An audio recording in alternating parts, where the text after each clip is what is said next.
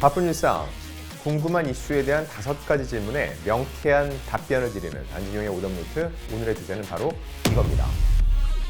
58년 가수 외길 인생 마침표 찍는 나훈아. 그의 마지막 모습은 어땠을까?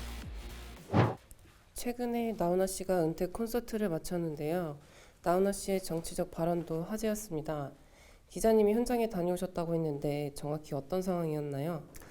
네, 사실 이 부분 두고 제가 좀 많이 안타까웠어요. 왜냐면은 대한민국 최고의 거장 중에 한 명이 은퇴 콘서트를 치르는데 그의 이런 이야기가 아니라 발언 하나에 모든 초점이 쏠렸다는 거죠. 게다가 그 발언이 제가 볼 때는 굉장히 특정 부분을 두고 너무 부각돼서 이슈화하고 색깔론으로 점철됐다는 생각이 들었습니다. 왜 이런 말씀을 드리냐고 하면은 일단 많은 보도가 나왔죠. 왼쪽 니는 잘했나? 분명 이 발언은 있었습니다. 다만 제가 이 공연을 직접 관람하고 맨 처음 기사를 쓸 때는 그게 제목이 아니었어요. 정치인들을 향한 일침, 국민 그리고 국가를 위한 행동이냐라고 일침을 놓는 기사였는데 그 다음에 대다수의 기사는 전부 다 왼쪽 니는 잘했나 여기로 초점이 맞춰졌습니다. 중요한 거는 나훈아 씨가 편가르기를 하려는 게 아니라 이런 말 끝에 탄핵 집회 이런 거 다 좋다. 다만 절반은 그렇게 하고 있다면 절반은 국방 그리고 경제를 신경 써라. 민생을 챙겨라. 갈라치기 하지 마라. 이게 핵심적인 얘기였거든요.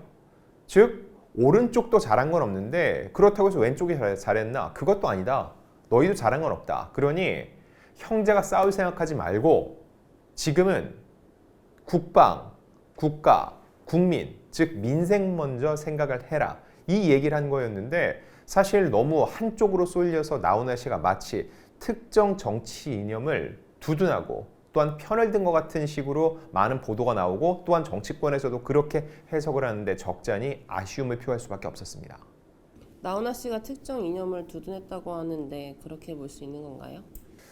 저는 동의하기가 어려워요. 왜냐하면 나훈아 씨가 이 말을 왜 하게 됐는지 맥락을 잘 살펴봐야 되는데 지난해 12월입니다.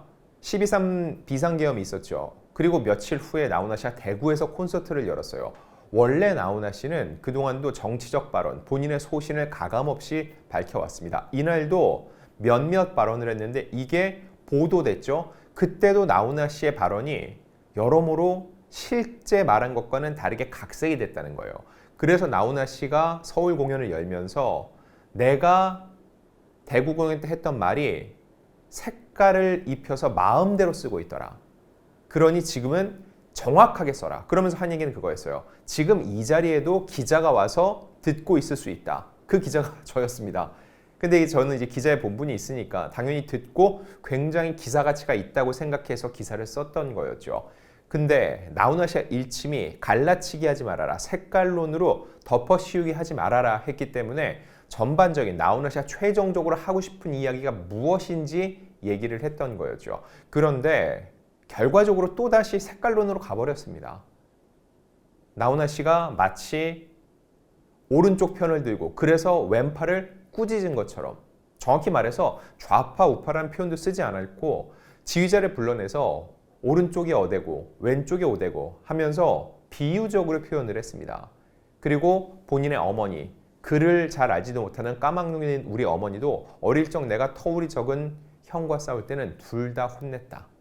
이거는 양비론, 너도 잘못했고 너도 잘못했어. 이걸로 가는 게 아니라 즉 지금은 피를 나눈 형제처럼 막 싸울 게 아니라 다 함께 힘을 모아서 이 국난을 극복하고 어떻게 하면은 국민이 더 잘 살 수 있을지 이걸 논하는 자리인데 그러지 못하고 있다는 얘기죠. 그리고 또 하나는 국방이었습니다. 국방. 항상 북한에 대해서 굉장히 날선 비판을 쏟아냈는데 이날도 이런 식의 정치 환경이 조성되면 누가 좋아할까? 북한의 김정은만 좋아한다. 그러니 우리 형제가 지금 이렇게 싸울 때가 아니다. 이 얘기를 궁극적으로 해서 너희가 하는 행동이 국가와 국민을 위한 게 맞느냐라고 최종적으로 물었습니다.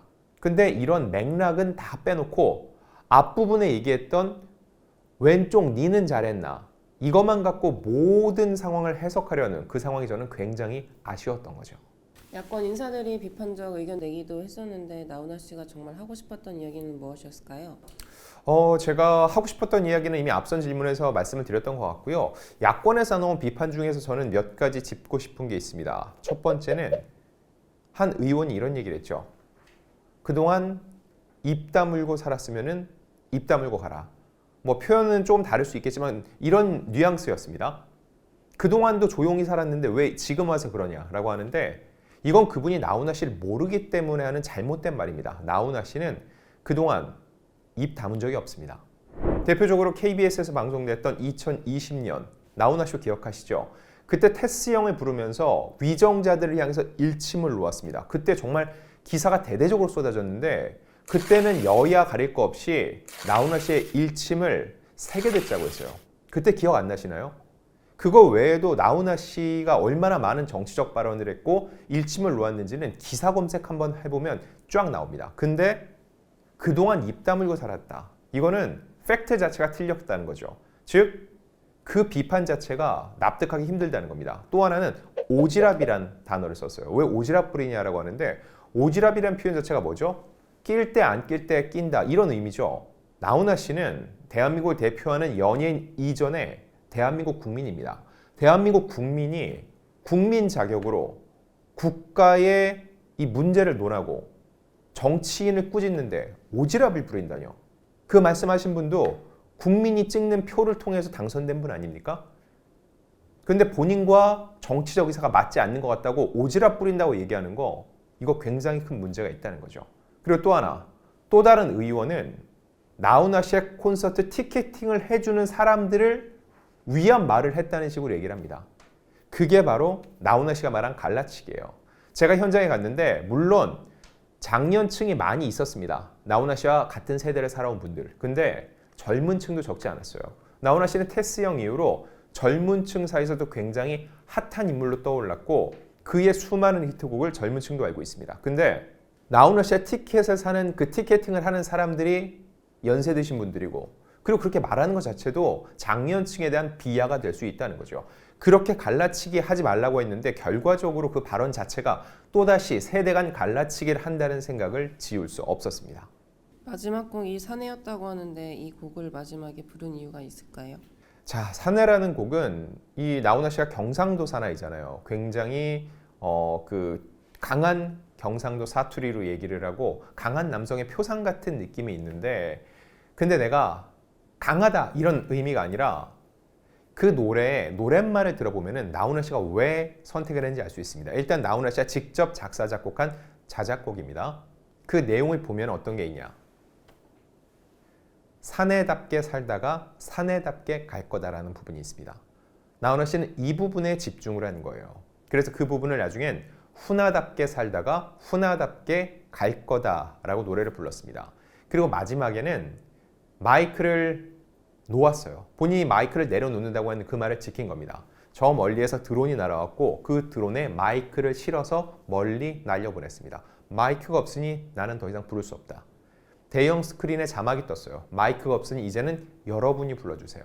그때부터는 그 안에 앉아있던 공연 한 번마다 한 12,000명 정도 앉을 수 있었는데 그 사람들이 떼창을 하기 시작을 했습니다. 사내답게 살다가 사내답게 갈 거다. 자막이 훈아답게 갈 거다라고 나오니까 또 그걸 맞춰서 노래를 불렀고 나훈아 씨가 그 모습을 보면서 흐뭇한 미소를 짓기도 했습니다. 즉 얼마나 많은 고민이 있겠어요. 자신이 볼 때 이 노래만큼 마지막 나훈아를 보낼 수 있는 좋은 노래가 없다고 본인은 판단한 것으로 보입니다. 이게 가장 궁금한데요. 은퇴 콘서트인 만큼 혹시 나훈아 씨는 눈물을 보이셨나요? 저도 그게 제일 궁금했어요. 왜냐면 나훈아 씨는 그동안도 제가 여러 차례 콘서트에 갔는데 굉장히 감동적인 순간에도 눈물을 흘리는 걸 거의 본 적이 없습니다. 왜 그 무뚝뚝한 경상도 사나이, 눈물도 함부로 보이면 안 된다. 그런 식의 좀 자기 신념이 있었을 수도 있어요. 근데 58년 인생에 마침표를 짓고 이제는 이렇게 수많은 대중 앞에서 노래 부를 일이 없지 않습니까? 굉장히 슬플 것 같거든요. 제가 볼 때 나훈아 씨는 울었습니다. 눈물을 보였습니다. 오열을 하거나 펑펑 울진 않았는데 눈시울이 촉촉해졌어요. 자, 그 사내를 부를 때 나훈아 씨는 무대 중앙에서 무릎을 꿇었습니다. 무릎을 꿇은 채로 사람들을 쭉 한번 훑어봤고 사람들보다는 팬이라는 표현이 많겠네요. 그리고 거수경례를 하기도 했습니다. 그리고 나훈아 씨의 이 노래가 다 끝난 다음에는 작별, 그 노래도 아시죠? 오랫동안 사귀었던 이 노래가 흘러나왔습니다. 그리고 그 노래에 맞춰서 모두가 함께 노래를 불렀죠. 나훈아 씨와의 작별을 고하는 거였는데 이때 나훈아 씨 얼굴은 미소 짓고 있었는데 눈가는 분명 촉촉했습니다. 그게 땀인지 모르겠어요. 워낙 격하게 무대를 하기 때문에 땀도 많이 흘리죠. 제가 볼 땐 땀과 눈물, 피땀 눈물이라는 표현도 맞겠네요. 피나는 노력으로 쓴 노래들을 땀 흘리면서 불렸고 거기에 호응했던 팬들이 그 자리를 메우고 있었고 그 자리에서 마지막 순간에 나훈아 씨는 어찌 울지 않았을 수가 있을까 싶습니다. 한마디로 정리하자면 저는 더할 나위 없는 마무리였던 것 같아요. 한 시대를 풍미했던 스타가 이렇게 더 이상 노래를 부르지 않는다고 선언을 했고 박수 칠 때 떠나라는 말이 명언이라는 건 모두가 알지만 그게 명언인 이유는 뭘까요? 지키기가 쉽지 않기 때문이에요. 다들 인기가 시들해지고 더 이상 누구도 찾지 않을 때 밀려나듯이 그만두게 되는데 나훈아 씨는 모두가 그만두지 말라고 바짓가랑이 붙잡을 때 그렇기 때문에 여러분 아쉬울 때 내가 떠난다라고 얘기를 한 겁니다. 자, 지난 58년간 나훈아 씨 많은 이들에게 웃음과 또 감동을 안겨왔는데 나훈아 씨의 활동은 중단되더라도 그의 노래 무려 1200곡 정도 되거든요. 이 노래는 영원히 남아있을 겁니다. 안진용의 오답노트, 다음에는 더욱더 유익하고 재미있는 이야기로 돌아오겠습니다.